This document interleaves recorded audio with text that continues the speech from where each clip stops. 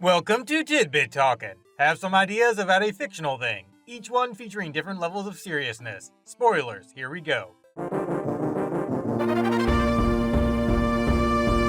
A sailboat portrait is among this family's prized possessions because that's what Cranky used to flee the lands haunted by pesky plumber people to find his own country.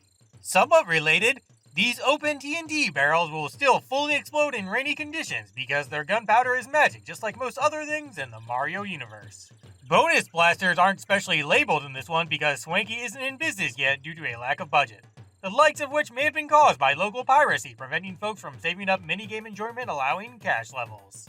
Things like these seemingly supernatural banana arrows are caused by the power of wanting to be eaten by DK, compelling those highly treasured drop potassium piles to help out. Animal buddies must have hive mind clone deals caused by regularly eating a jungle-found relative of 1-up mushrooms. Some mystical memory-having trees probably get processed into checkpoint goals and the like in this and other parts of Mushroom World. The bosses are kind of weak because they actually can't subsist off of those stolen bananas.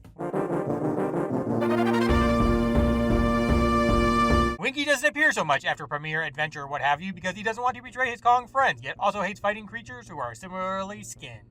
Mines in these lands are typically out of sorts because their main mole users moved away to live near some crazy dude's tower, and gorilla guys aren't suited for riding/maintaining such things. Stop-go lizards are so dangerous and unbeatable because they're filled with fuel from the disposed cars these scattered jumping tires came from.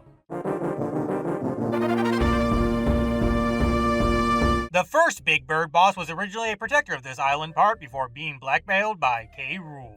Espresso always dons sneakers because he's the mascot of that footwear company which provides the famous Super Jump Ready work boots certain bros wear. Speaking of which, these orangutans' grudge against other Kongs stems from the latter mostly not wanting revenge against said super siblings.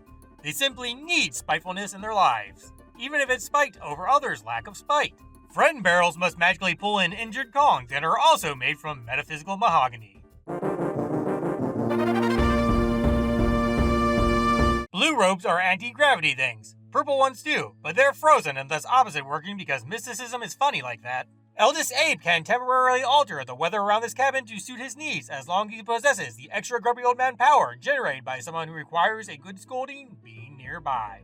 Fires in these caves don't produce squat for light because crimling oil is ethereally instilled with their primate prejudice and thus doesn't help furry folks out too much. Ramby boxes regularly get shipped to this place because Big Baddie Business wanted to exploit him for hauling crap. Those various cave signs got put up by the Crooked Crocs to indicate which areas were not the sought-after banana horde. Attics having elevators are made from the same parts as SMB's levitating lifts, except most of their magical might is put into ensuring they can hold the weight of muscly mammals instead of full flotation funkiness, hence them being attached to poles. Both variants possess infinite energy though, so that's neat. These mini mineral movers don't jump up with their drivers because the Kongs don't have enough clean air around here to grant the strength needed to pull them along. Beefiest barrel baddie bites big ones without minions left inside because it's set to self-destruct after a set amount of time whenever a weight threshold isn't met. Life balloons are seemingly filled with air lingering above fields ripe with extra chance providing green fungus. Apparently sorcery stuff rises right along with heat hoopla. It appears that permanent saving power is granted when Midway Refresh junk gets routinely enhanced by sexy sorceress spell stuff. Funky takes all the helpers everywhere and uses his incomparable physical prowess while gathering gas and the materials needed for everybody's huts and whatnot from levels you needn't play. Nobody ever spells donkey with supernatural letters because DK knows the importance of putting kin above oneself. Sorta similar, fake credits are what the Kremlings opted to use their mystical characters for instead of extra lives. Diddy can hurt the towering top terror but not normal larger minions such as Crusha because only said genius has a brain big enough to register pain. The other ones simply experience injuries that exceed their tolerance for ouchiness whenever the bigger dude has a go at them.